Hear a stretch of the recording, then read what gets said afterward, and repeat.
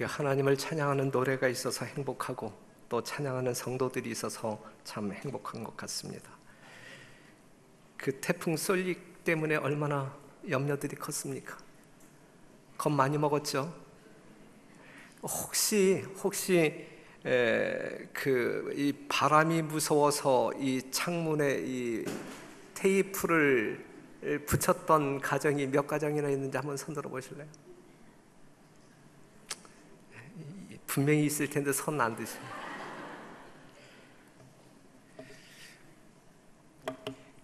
이번 어떤 그 태풍을 우리가 경험하면서 우리 하나님께서 주신 어떤 그 영적인 교훈을 먼저 하나 좀 잠깐 묵상하고 지나가도록 하겠습니다. 마태복음 16장 3절에 있는 말씀 보면 아침에 하늘이 붉고 흐리면 오늘은 날이 굳겠다 하나니 너희가 천기는 분별할 줄 알면서 시대의 표적은 분별할 수 없느냐 그랬고, 여기에 대해서 실물교훈은 이렇게 이야기하고 있어요.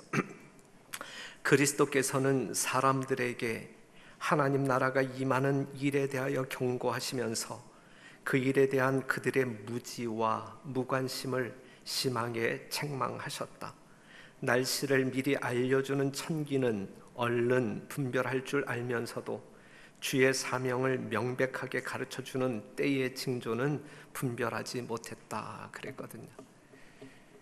위험한 바람, 위험한 물 앞에서 우리는 뭔가 대비책을 강구하고 또한 그 대비 요령에 따라서 여러분들이 행동에 옮겼으리라 생각되어지는데, 예수님의 재림에 대한 경고 또한 일어나는 징조들을 통하여 여러분들은 실제적으로 이 땅에 오실 예수님의 재림에 대하여 얼만큼 큰 관심을 가지고 대처하고 사십니까? 우리가 참다운 하나님의 말씀대로의 삶이 이루어지는 진정한 성도 여러분 되시기를 간절히 바랍니다. 오늘 이 시간에 룻기 1장 16절에 있는 말씀을 다시 읽겠습니다.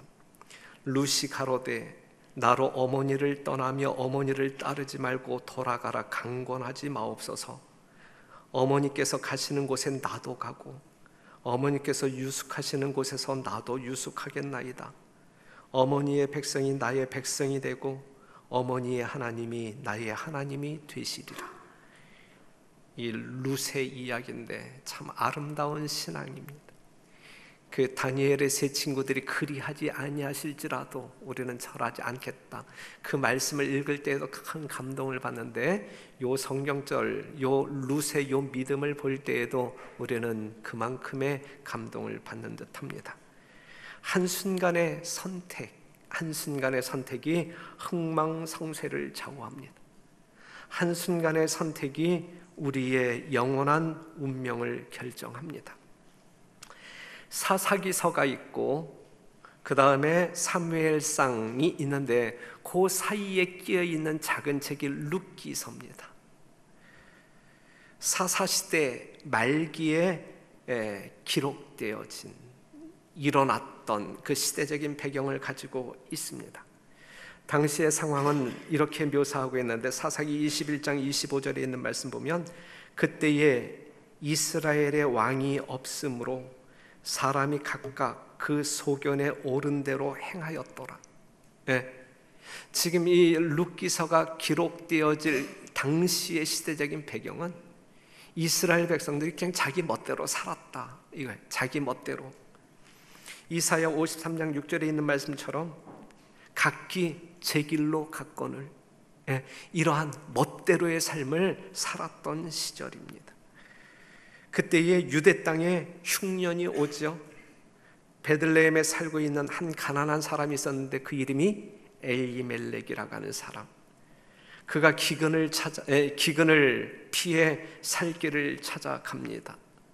아내 나오미와 두 아들 말론, 기럐을 데리고 이스라엘 남쪽 사해 동쪽에 있는 모압 지방으로 옮기게 되죠. 여러분들이 아시는 대로 이 모압은 모압의 시조가 누굽니까? 모압의 시조가 이 롯과 그의 큰딸 사이에서 태어난 그 사람이 모압, 그래서 모압 족속의 시조가 되잖아요. 그런데 그곳에서 엘리멜렉이 아내와 두 아들을 남겨두고 죽습니다. 두 아들이 모압 여인과 결혼하는데 말로는 오르바와 그리고 기료는 룻과 함께 이제 결혼을 하죠. 그런데 이제 모압 생활 10년이 지나면서 이 두 아들도 죽어요. 이 나오미의 이 참 삶이 너무 처절하죠. 한 집에 누구만 남아요? 과부 셋만 남아요. 세 과부만 남게 되었다. 그런데 이제 유다의 흉년이 거치고 양식이 이제 쌓인다라는 소식을 들으면서 나오미가 이 모압 땅을 떠나 고향으로 돌아갑니다. 세 과부가 유다 땅으로 가지요. 여행을 합니다. 이 모압 변경에 이르렀을 때에 나오미가 두 자부에게 권하지요. 너희는 고향으로 돌아가서 재혼해서 새 출발해서 행복하게 살아라. 나와 갈 필요 없다. 나에게는 아무런 희망이 없는데 나와 함께 유대 땅으로 가는 것 자체가 너희에게는 참 고난의 삶이 될 것이다. 그러니 나를 떠나라 라고 이야기해요. 좋은 시어머니입니까? 나오미는 그들에게 참 좋은 시어머니. 이 당시 관례에 의하면 이 자부들은 그 어머니를 모시고 살아야만 돼요. 그런데 이 시어머니는 상당히 이타적인 사랑을 가지고 있었어요.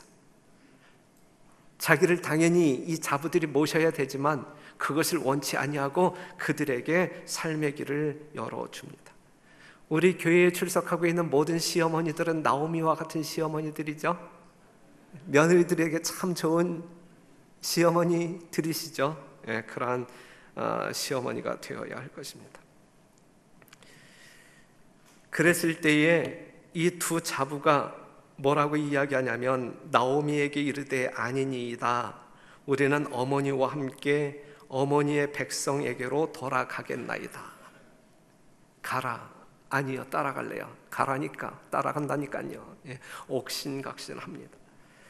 14절에 있는 말씀 보면 그들이 소리를 높여 다시 울더니 오르바는 그 시모에게 입맞추되 룻은 그를 붙쫓았더라. 여기에서 이제 갈라져요.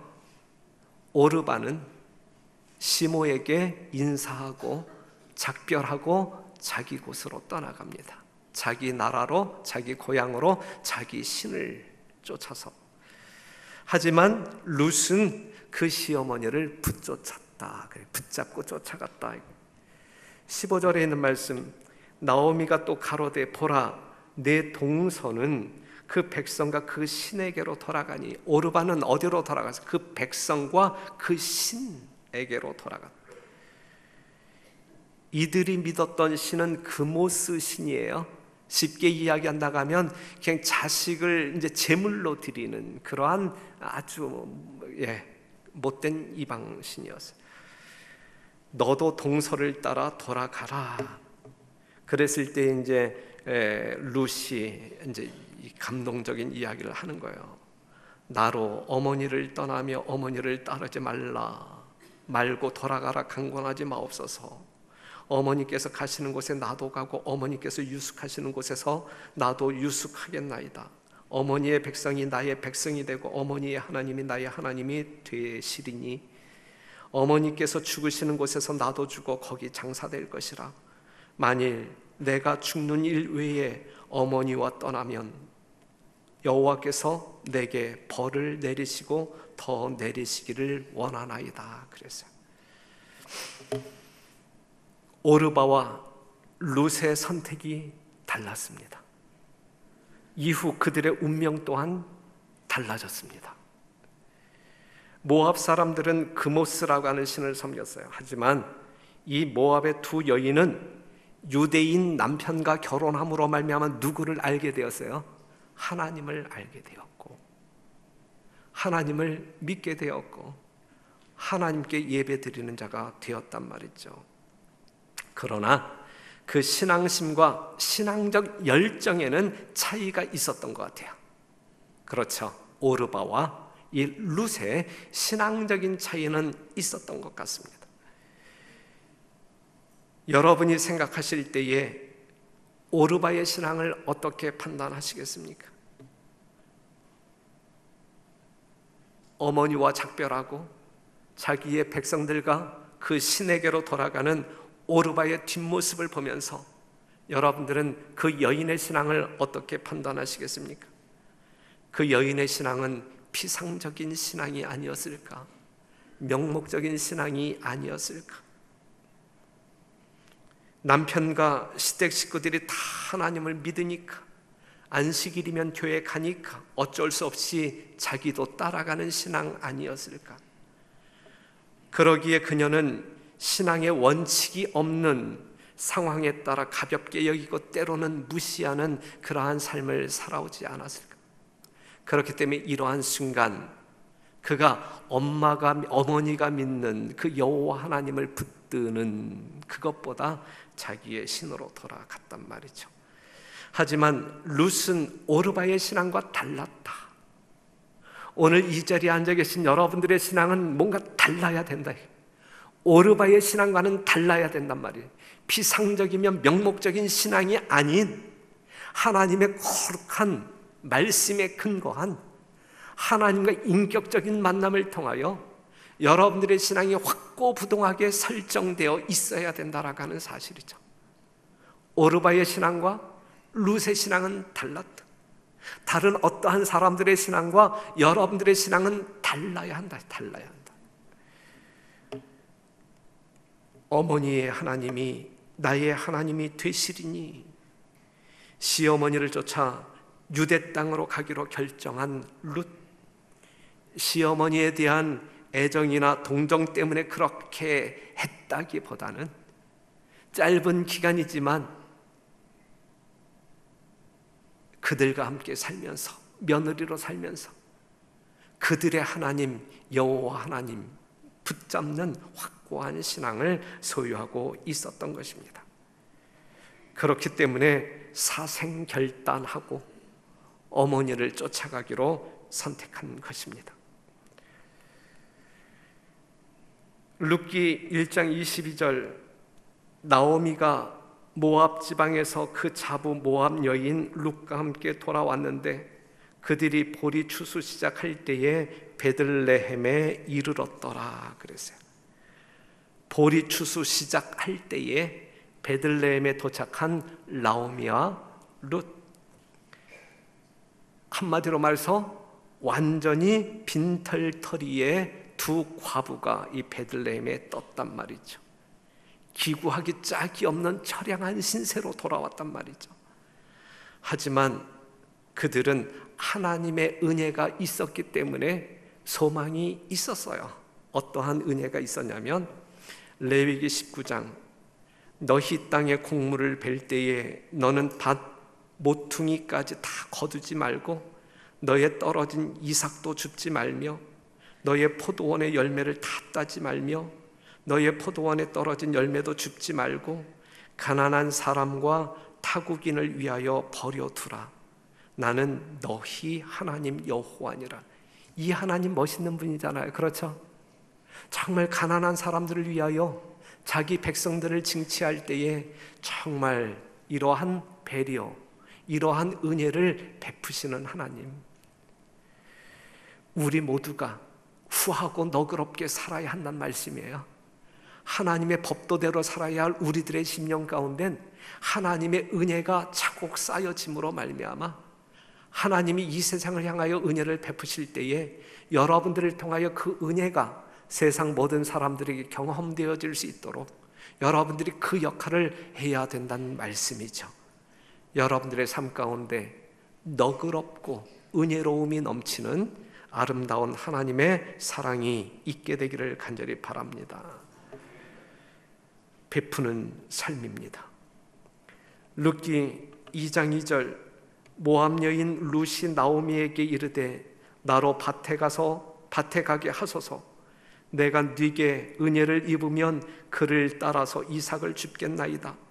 나오미가 그에게 이르되 내 따라 갈지어다 하매 룻이 가서 베는 자를 따라서 밭에서 이삭을 줍는데 우연히 엘리멜렉의 친족 보아스에게 속한 밭에 이르렀더라. 그래서 이것이 우연일까?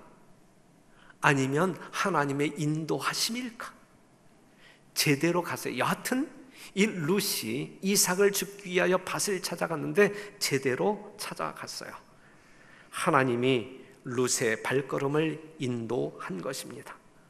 보아스는 참 좋은 사람이었어요. 이 밭의 주인 보아스는 참 좋은 사람이었어요. 마음씨도 좋았고 인심도 좋았고 덕망이 있는 부자였습니다.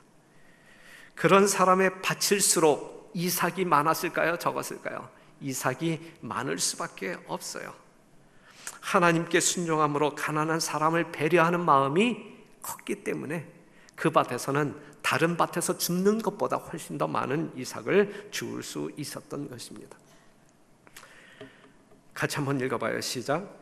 마침 보아스가 베들레헴에서부터 와서 베는 자들에게 이르되 여호와께서 너희와 함께 하시기를 원하노라. 그들이 대답하되 여호와께서 당신에게 복 주시기를 원하나이다. 그랬어요. 노사 관계도 상당히 좋았어요. 그렇죠? 네. 우리나라의 노사 관계, 이 개념으로 이해할 수 없는 아주 좋은 관계였어요. 우리 교회도 많은 분들이 직원들을 거느리고 사업하시는 분들 있죠? 이 보아스와 같은 이 노사 관계를 구축한다고 하면 얼마나 아름답고 더 풍성한 복을 받을 수 있을까? 그 직원들에게 나타난 이 보아스가 뭐라고 인사하지요? 그들에게 여호와께서 너희와 함께 하시기를 원하노라. 하나님의 축복을 그 노조원들을 위하여 하나님의 축복을 기원합니다. 얼마나 멋있어요? 얼마나 멋있는 사역자예요. 그렇죠? 그랬을 때에 그 직장인들은, 회사원들은 여호와께서 당신에게 복 주시기를 원하나이다. 사장님이 더 많은 복을 받아야죠. 우리보다 사장님이 더 많은 복을 받아야죠. 예. 이렇게 상호 소통, 마음이 주고받아주는 이러한 관계 얼마나 멋있습니까? 이 좋은 주인 보아스의 밭에서 이삭을 줍는 룻은 한마디로 땡 잡은 거예요. 땡 잡은. 이미 나오미와 함께 온 룻에 대한 소문을 들었지만 일꾼들을 통해 이삭을 줍고 있는 저 이방 여인 룻이라는 사실을 확인하고 그에게 더 큰 친절을 이 직원들에게 요청을 합니다. 목이 마를 때에는 우리가 준비한 물을 마음껏 먹어도 돼, 이러한 배려가 있었어요. 그렇죠? 점심 먹을 때는 야, 너 혼자 먹지 말고 우리와 함께 우리가 싸온 도시락 같이 먹자, 이러한 배려도 있었고, 다른 밭으로 가지 마, 다른 밭으로 가지 말고 그냥 이 밭에서 그냥 주워. 일꾼들에게는 이삭만 그냥 이렇게 뿌려두지 말고 그냥 단체, 이 단통째로 그냥 이렇게 두고 지나가라고 이제 이야기하잖아요. 룻이 그러한 축복을 받았어요. 얼마나 멋있어요. 그런데 이 보아스는 나오미의 남편 엘리멜렉과 가까운 친척이었다. 집으로 돌아와서 이제 시어머니에게 이 룻이 보고하죠. 20절에 있는 말씀 보면 나오미가 또 그에게 이르되 그 사람은 우리의 근족이니 우리 기업을 물을 자 중 하나이니라 그랬어요. 기업 물을 자, 근족. 이 근족이라고 하는 말은 고엘이라고 하는 뜻인데 구속하다, 값을 주고 사다, 회복하다라고 하는. 자, 이 말씀을 본다고 하면 가까운 친족의 책임, 요 당시에 이제 토지 거래법에 의하면 희년이 되면, 우리가 땅을 팔았다 할지라도 희년이 되면 도로 되찾잖아요. 그렇죠? 그런데 가까운 친족들이 가져야 할 책임이 있는데, 첫 번째는 다른 사람에게 판 재산을 다시 사줄 책임이 있어요. 만약에 내가 땅을 팔았을 때에 우리 형님이 있다고 하면, 우리 형님이 그러한 능력이 된다고 하면 우리 형님이 나에게 땅을 되찾아줄 책임이 있단 말이에요. 그 다음에 근족이 종으로 팔렸을 때에는 그 종으로부터 풀려날 수 있는 속량함의 책임이 있는 것이고, 원수에게 살해되었을 경우에는 원수 갚는 책임이 있는 것이고, 근족이 자녀 없이 과부가 되었을 경우 그녀를 아내로 맞이하여 태어날 후손을 대신하여 재산의 수탁자가 되도록 하는, 요것이 기업 물을 자란 말이죠. 기업 물을 자. 그렇기 때문에 이 보아스는 엘리멜렉의 근족이기 때문에 나오미가 이야기할 때 그는 우리의 근족이니 기업 물을 자가 될 것임이라 그랬거든요. 이 보아스는 이 나오미와 룻의 이제 어떤 그 가정에 대하여 책임을 져야 할 그러한 관계의 사람인 것입니다. 룻은 보리 추수 끝날 때까지 보아스의 밭에 나아가서 이삭을 주었습니다.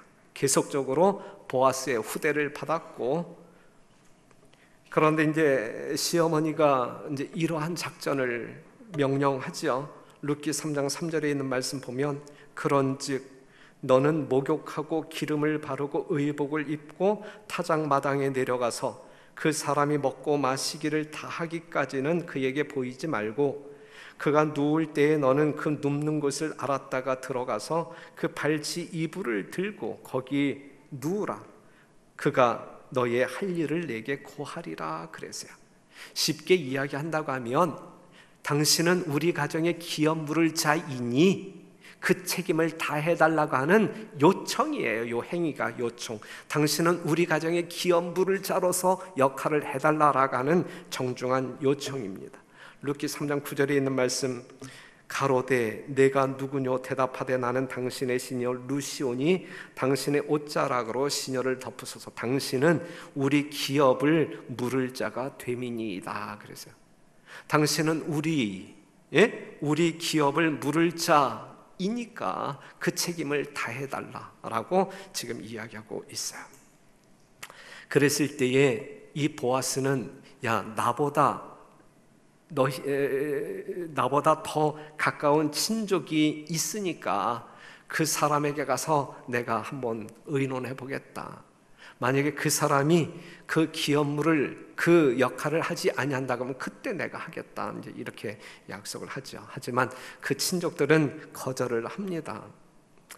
룻기 4장 6절 보게 되면, 그 기업 물을 자가 가로되 나는 내 기업에 손해가 있을까 하여 나를 위하여 물으지 못하노니 나의 물을 권리를 내가 취하라.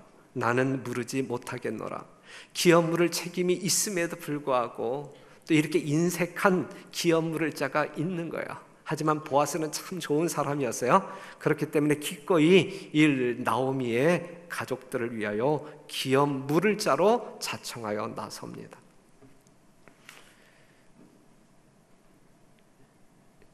보아스는 나오미의 기업 물을 자가 되어서 그의 잃어버린 재산을 다 찾아줍니다. 이제 오늘 이 시대를 살아가고 있는 우리들에게도 이러한 기업 물을 자가 있느냐 이거죠.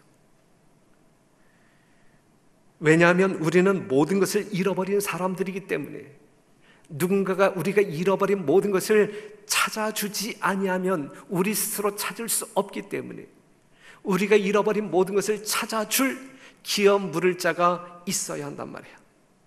바로 이 보아스, 나오미의 기업 물을 자, 이 보아스가 누구를 예표하고 있는 것이냐면 예수 그리스도를 예표하고 있는 것입니다. 우리가 잃어버린 모든 것, 하나님의 형상, 잃어버린 생명, 모든 것을 되찾아 줄 기업 물을 자는 오직 유일한 누구밖에 없어요? 예수님밖에 없다. 그 기업 물을 자가 여러분들에게 있느냐 이것이죠. 이 기업 물을 자가 여러분들에게 있어야만 여러분들이 잃어버린 모든 것을 찾을 수가 있는 것입니다. 갈라디아서 3장 13절, 그리스도께서 우리를 위하여 저주를 받은 바 되사 율법의 저주에서 우리를 속량하셨으니, 여기서 속량하셨으니 모든 것을 다 갚고 찾아주셨으니, 사랑하는 성도 여러분, 그렇기 때문에 우리는 이미 예수님의 은혜로 말미암아, 예수님의 희생으로 말미암아 우리가 잃어버렸던 모든 것을 다 찾은 사람들, 더 찾을 것이 없는, 이미 모든 것을 다 찾은 바 된 사람들, 그렇기 때문에 되돌려 받은 모든 것을 누리고 살아야 할 사람들, 그렇기 때문에 행복자, 복된 사람들, 그렇게 살 수 있는 사람들이란 말이죠. 이러한 기업 물을 자 보아스 예수 그리스도를 가지고 있느냐 이거예요. 그 예수님의 은혜로 말미암아 돌려받은 모든 것 주 안에서 마음껏 누리시며 행복한 성도의 삶을 살게 되기를 간절히 바랍니다.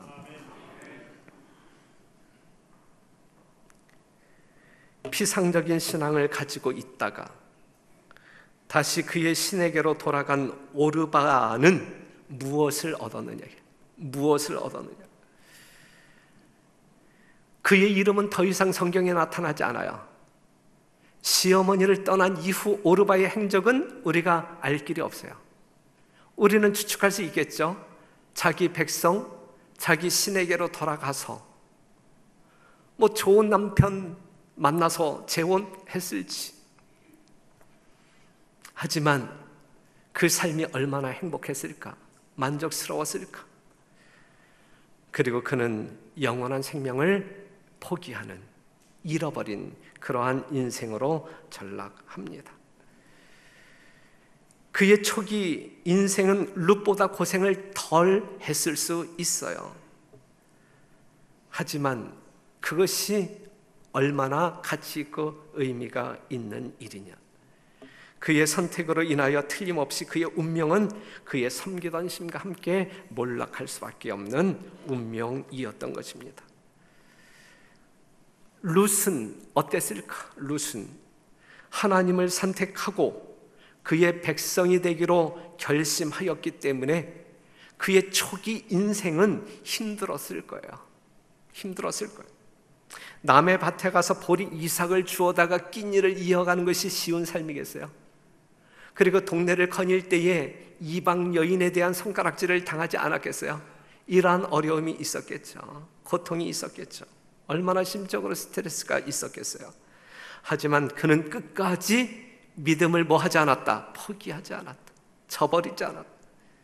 자기의 삶에 충실했고 신앙을 지켰다. 그랬을 때에 그가 경험할 수 있었던 것은 영원한 축복, 영원한 축복을 경험할 수 있었다, 이것이죠. 마태복음 1장 5절에 있는 말씀을 보게 되면 예수님의 족보가 나오잖아요. 아시는 말씀. 살모는 라합에게서 보아스를 낳고, 보아스는 룻에게서 오벳을 낳고, 오벳은 이새를 낳고, 이새는 다윗 왕을 낳으니라 그랬어요. 이방인 여자 둘이 언급되고 있어요.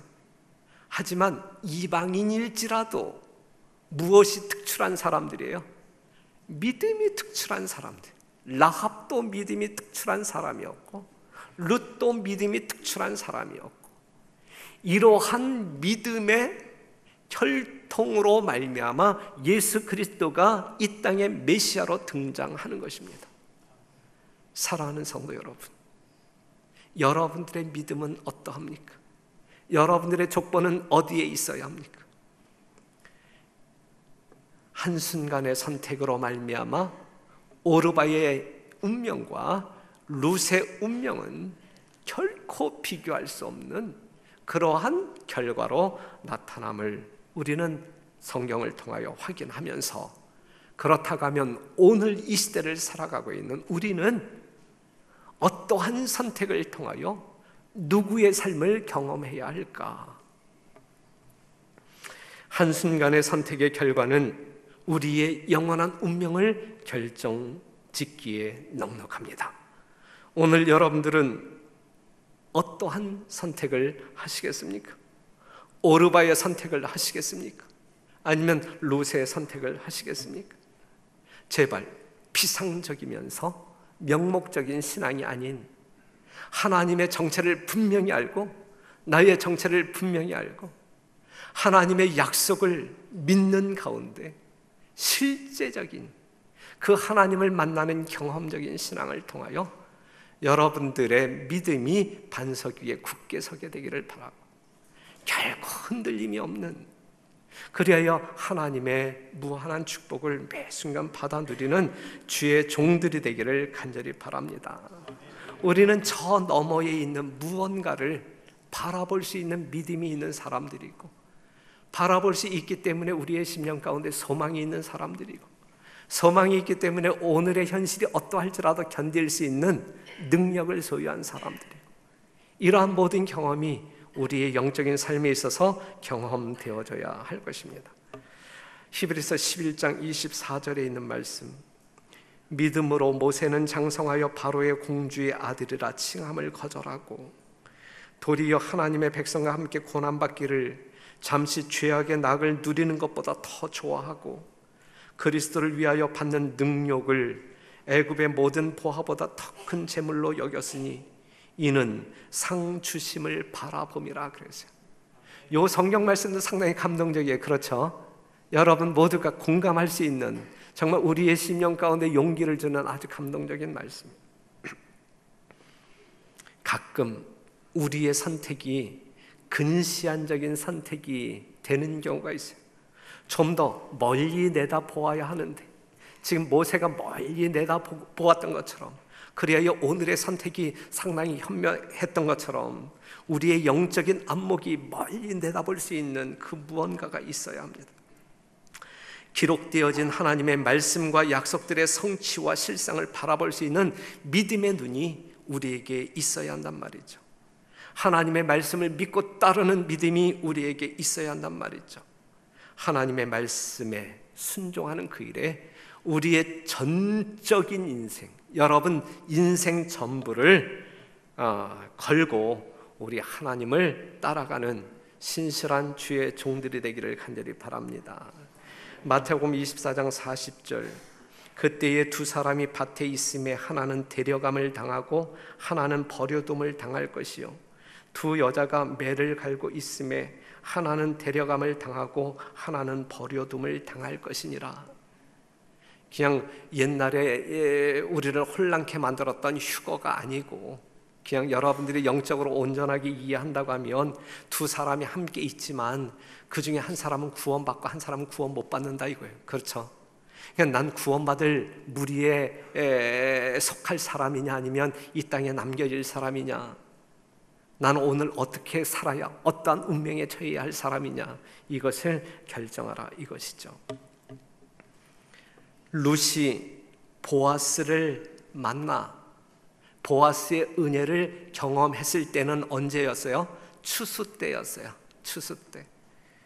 우리에게 추수기는 세상 끝, 바로 지금이 추수 때죠. 영적으로 이야기할 때. 예? 성경적인 시간적인 예언에 근거하여 우리의 삶을 대입시킨다고 하면 바로 지금이 세상 끝 추수의 때. 그런데 룻이 구속자, 기업 물을 자 보아스를 만나서 그 은혜를 경험한 때가 언제? 추수 때였다. 추수 때. 사랑하는 성도 여러분, 이 세상 마지막 추수 때 살고 있는 우리들이 정말 기업 물을 자 예수 그리스도의 넉넉한 은혜를 체험해야 할 때, 그때가 지금이 아닌가 생각되어집니다.